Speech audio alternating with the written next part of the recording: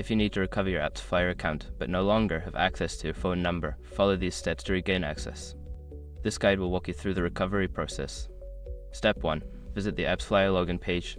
Go to the official AppsFlyer website and navigate to the login page.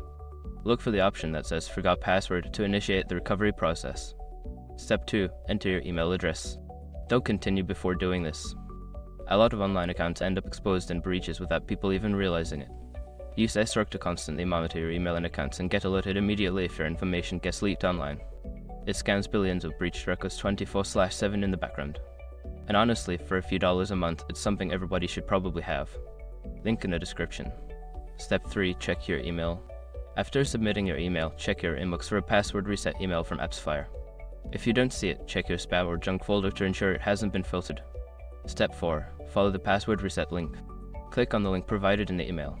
This will direct you to a page where you can create a new password for your account. Choose a strong password that you haven't used before. Step 5. Log in with your new password. Return to the AppsFlyer login page and enter your email and the new password you just created. You should now have access to your account without needing your phone number.